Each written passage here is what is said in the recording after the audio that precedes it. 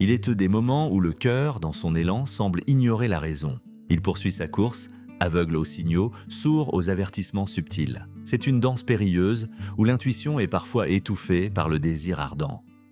La vie, dans sa sagesse infinie, communique avec nous de multiples façons. Souvent, elle chuchote d'abord, puis elle parle plus fort. L'échec est l'une de ces voix, un rappel que nos chemins ne sont pas toujours alignés.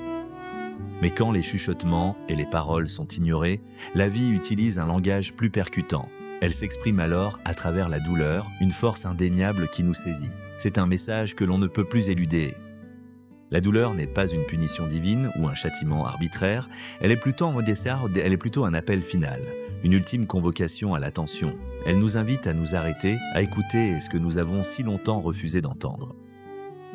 Elle est le signal d'alarme que notre âme déclenche, un cri silencieux qui résonne au plus profond de notre être. Elle nous force à reconnaître une vérité que nous avons peut-être sciemment évitée.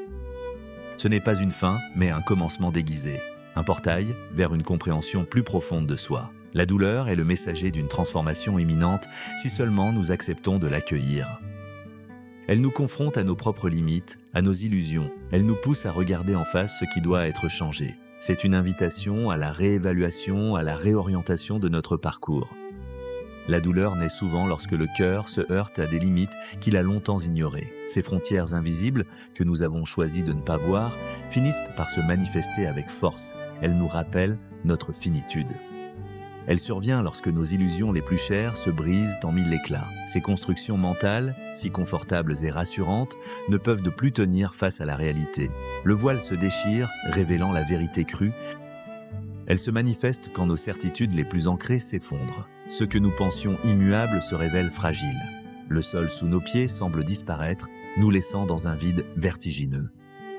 Ces chocs émotionnels mènent à des sentiments d'un vide abyssal, de honte profonde et de perte déchirante. L'âme se sent dénudée, exposée, et le cœur porte le poids de ces émotions intenses. C'est une période de grande vulnérabilité.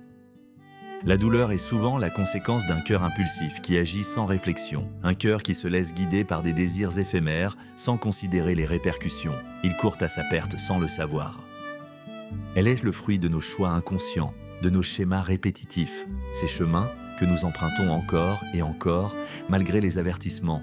La douleur est le miroir de nos résistances intérieures. Elle nous confronte à notre propre responsabilité. Elle nous montre que nous sommes les architectes de notre réalité. La douleur est un rappel que chaque action a une conséquence, chaque pensée un impact. Face à cette douleur lancinante, deux chemins s'offrent à nous. Le premier est une réaction instinctive, une fuite. Il consiste à se refermer, à s'endurcir, à ériger des murs autour de soi. Ce chemin mène souvent à blâmer les autres, le destin ou les circonstances extérieures. On refuse de regarder en soi, de reconnaître sa part. C'est une tentative désespérée de se protéger, de ne plus souffrir. Le second chemin est celui de la pause, de l'observation attentive. Il nous invite à reconnaître la douleur, à l'accueillir sans jugement. C'est un acte de courage, une ouverture à l'inconnu. La douleur devient alors un catalyseur, un guide. Elle nous montre où nous devons changer, où nous devons grandir. Elle est le signal que notre âme est prête pour une nouvelle étape. La douleur reste stérile et dénuée de sens si le cœur refuse de l'écouter. Si nous nous obstinons à la repousser, elle reviendra encore et encore. Elle ne nous laissera pas en paix tant que son message ne sera pas reçu. En revanche, la douleur devient une porte d'entrée vers la compréhension si le cœur accepte de réfléchir. Elle se transforme en un guide, un enseignant. Elle nous révèle des vérités essentielles sur nous-mêmes. C'est dans cette acceptation que réside la clé de la transformation. La douleur n'est plus un ennemi, mais un allié. Elle nous pousse à grandir, à évoluer, à devenir plus conscients. Elle nous offre l'opportunité de briser les chaînes du passé, de nous libérer des schémas qui nous retiennent. La douleur est un catalyseur puissant pour notre éveil personnel. Le remords, souvent mal compris, est une étape cruciale dans ce processus de guérison. Il ne s'agit pas d'une culpabilité destructrice qui nous ronge. Il est bien plus subtil et constructif. Il est une compréhension lucide et sans phare de nos erreurs passées, une reconnaissance honnête de nos faux pas. C'est un regard clair sur les chemins que nous avons empruntés et leurs conséquences. C'est le moment précis où le cœur, dans un acte d'humilité profonde, admet « j'ai peut-être eu tort ». Cette simple phrase, si difficile à prononcer, est un puissant levier de changement. Elle ouvre la voie à la réconciliation avec soi-même. Cette admission, aussi simple soit-elle, brise le cycle infernal de l'échec. Elle met fin à la répétition des mêmes erreurs. Elle nous libère de la prison de notre propre entêtement. Le remords n'est pas une autoflagellation, mais une prise de conscience. Il nous permet de tirer les leçons nécessaires. Il nous aide à ne pas reproduire les mêmes schémas destructeurs. Il est le signe d'une maturité émotionnelle grandissante, la capacité à regarder ses actions avec honnêteté. C'est un pas essentiel vers l'autocompassion et le pardon. Sans ce remords sincère, la douleur risque de se transformer en amertume. Elle peut nous enfermer dans un ressentiment tenace. Le remords est le chemin vers la libération de ce fardeau. Il nous permet de nous défaire du poids du passé, de laisser derrière nous ce qui ne nous sert plus. Le remords est un acte de courage qui ouvre la porte à un avenir plus serein. Le cœur ne se transforme pas avant la douleur, mais bien à travers elle. C'est dans l'épreuve que se forge notre résilience. La souffrance est le creuset de notre évolution la plus profonde. La douleur, par sa nature même, force le cœur à ralentir sa course effrénée. Elle impose une pause, un arrêt brutal, elle nous arrache à l'agitation du monde extérieur. Elle contraint le cœur à la réflexion, à l'introspection. Elle nous pousse à regarder en nous-mêmes, à sonder nos profondeurs. C'est un voyage intérieur, souvent inconfortable, mais nécessaire. Elle oblige le cœur à réévaluer ses choix, ses priorités, ses valeurs. Ce qui semblait important hier peut perdre tout son sens aujourd'hui. C'est une remise en question fondamentale de notre existence. Ce n'est pas l'échec en soi qui conduit à la transformation, mais la réflexion qui en découle. L'échec est un événement, la réflexion est un processus. C'est dans ce processus que réside le véritable pouvoir. Sans cette réflexion profonde, la douleur est vouée à se répéter. Les mêmes leçons se présenteront encore et encore, nous resterons prisonniers de nos propres schémas, incapables d'avancer. Avec la réflexion, un nouveau chemin devient non seulement possible, mais inévitable. Une nouvelle perspective s'ouvre à nous. Nous découvrons des ressources insoupçonnées en nous-mêmes. La douleur devient alors un catalyseur, un guide. Elle nous montre où nous devons changer, où nous devons grandir. Elle laisse le signal que notre âme est prête pour une nouvelle étape.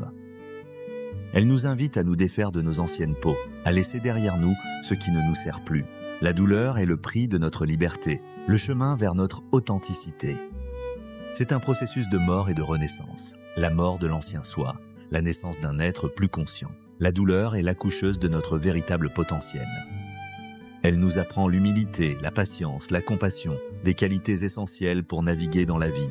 La douleur est une école de sagesse, une source d'apprentissage inestimable. Chaque larme versée est une graine plantée, chaque moment de souffrance est une opportunité de croissance. La douleur est le terreau fertile de notre transformation personnelle. Elle nous pousse à nous connecter à notre essence, à écouter la voix de notre âme. La douleur est un rappel que nous sommes bien plus que nos blessures, nos échecs. Elle nous révèle notre force intérieure, notre capacité à surmonter. Elle nous montre que nous sommes résilients. La douleur est la preuve de notre incroyable pouvoir de guérison. Ainsi, la douleur se présente comme un carrefour décisif sur le chemin de notre existence, un moment de vérité où tout se joue. Deux voies s'offrent à nous et le choix nous appartient.